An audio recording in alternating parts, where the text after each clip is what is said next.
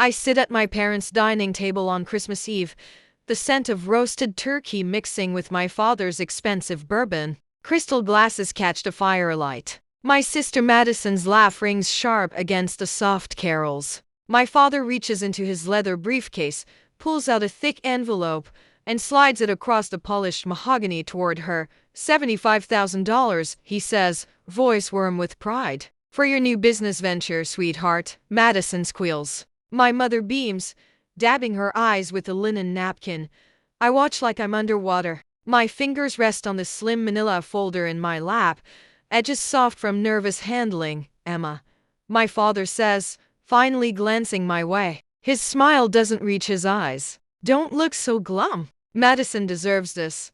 The words land like ice water in my veins. Madison deserves this. Her fifth calling in 3 years. I slide the folder across the table. It whispers against the wood, coming to rest beside the envelope of cash. What's this? Dad asks. Open it. My heart hammers against my ribs like a trapped bird. What he doesn't know yet, what none of them know, is that folder contains 3 years of secrets. And in exactly 30 seconds, everything in this perfect Christmas scene is about to shatter. My father opens it. His face changes slowly, like watching ice crack across a frozen lake. First confusion, then recognition, then fear. Where did you get this? His voice drops to a whisper. Those are bank statements, I say, keeping my voice steady though my hands tremble. From the trust fund Grandma Helen left me. The one that was supposed to mature when I turned 25. The room tilts sideways. Christmas lights blur into watercolors. That trust fund that mysteriously dissolved due to administrative fees. I continue. Except that's not what happened, is it? My father closes the folder with a sharp snap. This is hardly the time you stole $180,000 from me. The words feel strange, borrowed from someone else's nightmare. You and Mom emptied Grandma's trust and funneled it through shell companies to hide the trail. Silence. Even the carols seem to fade. My mother's voice shakes. Emma, honey, you don't understand. It was an investment. We were going to pay you back an investment? I laugh hollowly. Is that what we're calling Madison's failed boutique? The one that lasted 6 months? Madison stands, chair scraping hardwood. That's not fair. Or the catering company? The life coaching she never finished? The MLM that cost you $40,000? How many of my dollars went into those black holes? Dad's hand slams the table. Glasses rattle. That's enough. But I'm not finished. I spent 2 years wondering why I felt so stuck. Working 60-hour weeks at the hospital, living in a studio I could barely afford, eating ramen while watching my colleagues buy houses. The memories flood back with visceral clarity. The metallic taste of exhaustion. The humiliation of declining dinners because I couldn't afford my share. You made me feel like I was bad with money, like I was irresponsible. While you were literally stealing my inheritance to fund Madison's fantasies. We didn't steal. Mom starts. The legal documents call it embezzlement and breach of fiduciary duty. I pull out my phone, hands shaking. My lawyer has very specific terms for what you did. Complete silence. Outside, kids sing carols. The normalcy feels obscene. Lawyer? Madison's voice cracks. Emma, you can't. I already did. Something hardens inside me like concrete setting. This is the line I'm drawing. The boundary I should have set years ago. Dad's face flushes red, veins standing out. You ungrateful little careful. Everything you say is being recorded.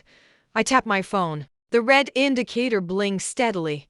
Mom gasps, hand flying to her mouth. Emma, please. We can work this out as a family. You had 3 years. My voice could cut glass. You chose to lie. Every Sunday dinner, every holiday, every call asking how my budgeting was going. The hypocrisy crashes over me. All those suggestions about cooking at home more. Being more financially responsible like Madison, who just received $75,000 cash for her 6th failed venture. I came here tonight to watch your faces when you realized you got caught. I grab my coat. The leather is cold, grounding, and it was worth every second. 3 days later, I sit in Caroline Park's corner office. Rain streaks the windows. The office smells of jasmine tea and leather. Caroline sets down her gold-framed glasses. Emma, This is one of the most clear-cut cases of embezzlement I've seen in 20 years.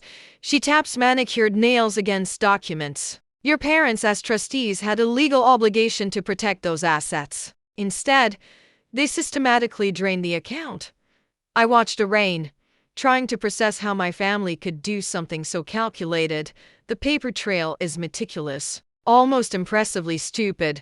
Caroline slides a color-coded spreadsheet across. They withdrew $47,000 in March 2021 for Madison's boutique.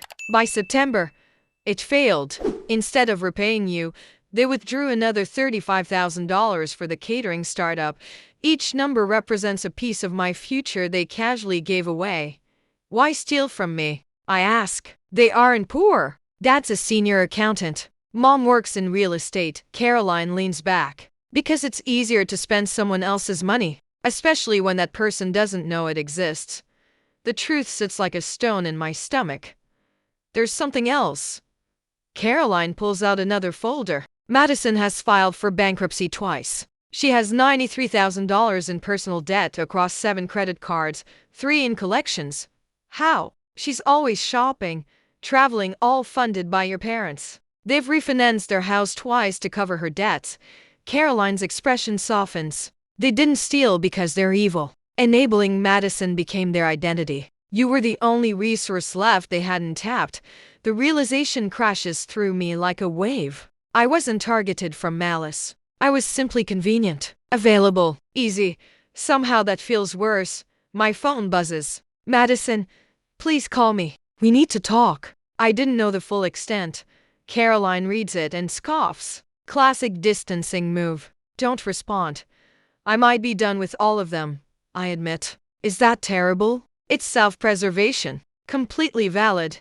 She outlines next steps. Criminal charges. Civil suit for full restitution plus interest. My father could face 5 years in prison. They'll try to make you feel guilty, Caroline warns. They'll weaponize every childhood memory. I'm ready, I say, voice steadier than I feel, but I'm not prepared for what comes next. The voicemails start that afternoon. 17 in 3 hours. My father, voice tight with rage. What you're doing is vindictive and cruel. This is unforgivable. My mother, sobbing. Please call back. Think about Madison. Think about our family's reputation. Madison, Dad could go to jail. Over money? I thought you were better than this. Relatives I haven't spoken to in years have opinions. I'm selfish. I'm airing family laundry. I block numbers one by one. But each voicemail feels like a small cut. By evening, I'm on my apartment floor, back against the wall, phone clutched in shaking hands. The walls feel too close. A knock. Through the peephole, my best friend Alicia holds a pizza box, wearing a fierce expression. Let me in. You haven't answered in 6 hours. I let her in because the alternative is sitting alone with spiraling thoughts. Alicia takes one look and pulls me into a hug. I shatter completely. They keep calling. I sob. Everyone, telling me I'm ruining the family, that I'm choosing money over love. Emma, stop. Alicia grips my shoulders, dark eyes fierce. They stole from you, lied for 3 years, watched you struggle while spending your money. What you're doing isn't cruel. It's justice. What if they're right? What if I'm too harsh? Just what? Let them steal $180,000? That's not nobility. That's being a doormat. She pulls up her phone. Look, support forum for people whose families committed financial abuse. I scan posts. Story after story. Parents stealing. Siblings draining accounts. The amounts vary, but the pattern is identical. And in every case, the same guilt, the same family pressure, the same accusations. You're not alone, Alicia says. And you're not wrong. My phone buzzes. My mother, your father had a panic attack tonight. The stress is killing him. Is this what you want? How will you live with yourself? The manipulation is transparent now. Emotional blackmail, catastrophizing, blame shifting. Alicia reads it and laughs. I'm sorry, I'm not laughing at you. I'm laughing at how pathetically predictable this is. The stress of being caught committing a crime. Maybe something shifts inside me. The guilt doesn't disappear, but it's joined by anger, clarity, resolve. I'm not backing down. Damn right you're not. 6 weeks later. Courthouse hallway. Smells of floor polish and old wood. My parents and Madison sit across with their nervous lawyer in an ill-fitting suit. Caroline stands beside me, radiating confidence. They're going to settle. They don't want this going to trial, their lawyer approaches. My clients offer full restitution 180. Oh, if your client drops criminal charges, plus interest, plus penalties, plus my fees, plus emotional distress compensation. We're talking $340,000 minimum, the lawyer blanches. That's unreasonable. Unreasonable is embezzling from your daughter. Caroline shoots back. This is consequences. I watch my family. Mom won't meet my eyes. Madison stares at her phone. My father glares with pure hatred. This is the man who taught me to throw a baseball, who cried at my graduation. That man doesn't exist anymore. Maybe never did. They can't pay that much, Caroline observes. They'll have to sell the house. The house with my height marks on the doorframe. Where I learned to bake with Grandma. I should feel something. But all I feel is strange emptiness. Sell it. The negotiations take 2 hours. They agree to $325,000, paid through house sale and retirement liquidation. My father pleads guilty to reduced charges, avoids prison but 5 years probation. My mother gets community service. Madison faces no charges. When papers are signed, my mother approaches, tears streaking makeup. I hope you're happy. Was it worth destroying your family? The words are designed to wound, to plant guilt. Instead, I feel tired clarity. I didn't destroy this family. You did. 3 years ago, when you decided my future was worth less than Madison's comfort. Madison blocks my path. This is all your fault. You could have let it go. You ruined everything because your jealous mom and dad love me more. The accusation should cut deep. Instead, I laugh, short and sharp. They don't love you, Madison. They enable you. There's a difference. Real love would have let you fail, would have taught consequences, would have helped you grow instead of keeping you dependent. Her mouth opens and closes. No words come. I hope you figure that out before they run out of money and you realize you have no skills, no career, and no one left to bail you out. Caroline and I walk into February air. Sun breaks through clouds, warming my face. How do you feel? I think about it. Really think. Free. I feel free. 4 months later, I'm in my new condo. Not a studio. Not a rental. Mine. Purchased with settlement money after paying loans and Caroline's fees.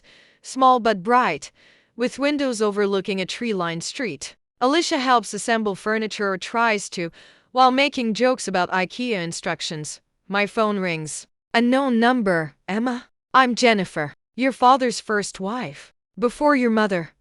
I freeze. I didn't know he was married before. He doesn't talk about it. We divorced 25 years ago, but I heard what happened, and I wanted you to know what he did to you. He did to my daughter too. Cold ice water replaces blood in my veins. He was trustee of a college fund her grandparents set up. When Rebecca turned 18 and tried to access it for tuition, it was empty. He'd spent it on impressing your mother, on providing for Madison. The pattern wasn't new. It was a repeat performance. Rebecca struggled for years. Massive debt, 3 jobs, barely graduated. When I heard you pressed charges, I wanted to tell you. You did the right thing. You stopped him from doing it to someone else. After we hang up, I sit surrounded by half-assembled furniture. My father is a serial thief. Madison is the excuse he's used for decades. And I stopped it. That evening, I get an email from Dr. Patricia Simmons, a financial therapist who runs support groups for families recovering from economic abuse. I read about your case. If you're interested in connecting with others who understand, I'd love to have you join us. The following Thursday, I walk into a church basement. Coffee and old paper smell. 8 people in a circle. I listen to stories. A son whose mother stole his inheritance for gambling. A daughter whose father emptied her college fund for his mistress. When it's my turn, I share. The trust fund. The discovery. The confrontation. The settlement. The hardest part is that people keep telling me I should have forgiven them. That family sticks together no matter what. A woman, Andrea, mid-50s, leans forward. Real family doesn't require you to set yourself on fire to keep them warm. Real family doesn't steal your future because it's convenient. The group murmurs agreement. I spent 10 years feeling guilty for cutting off my parents. And you know what finally made me stop? I realized the shame I was carrying. It was theirs, not mine. They did something shameful. I just refused to pretend it was okay. The words settle into my chest like puzzle pieces clicking into place. 1 year after Christmas Eve, I'm hosting my first holiday dinner in my condo with my chosen family. Alicia argues with her girlfriend about stuffing. My colleague Marcus sets the table. Dr. Simmons brings pumpkin pie. Jennifer and her daughter Rebecca, who I've gotten to know, arrive with wine. We're an odd collection, bound not by blood but by understanding, by survival, by the choice to build something new. As everyone settles in, laughter filling my home, I realize something profound. For years, I thought family was something you were born into, an obligation, a debt that could never be paid.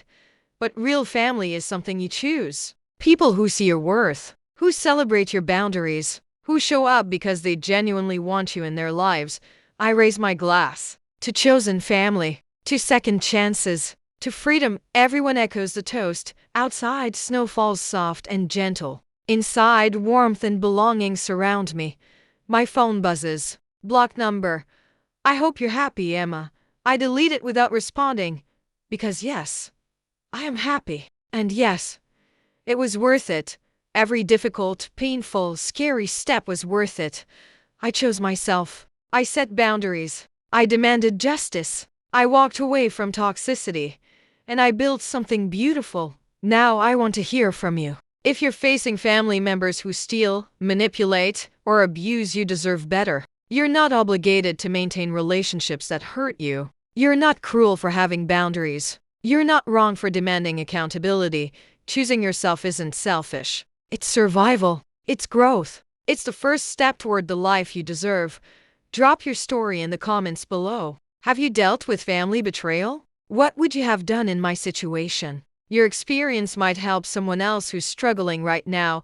If this story resonated with you, smash that like button. Subscribe for more real stories about standing up to toxic family members and choosing yourself over obligation. Hit the bell so you never miss when I share the next story. And most importantly, share this video with someone who needs to hear that it's okay to walk away. That boundaries aren't betrayal. That choosing peace over toxicity is the bravest thing you can do. Thank you for listening to my story. Remember, sometimes the most loving thing you can do is walk away from people who refuse to love you properly. See you in the next one. Stay strong, set boundaries, and never let anyone make you feel guilty for protecting yourself.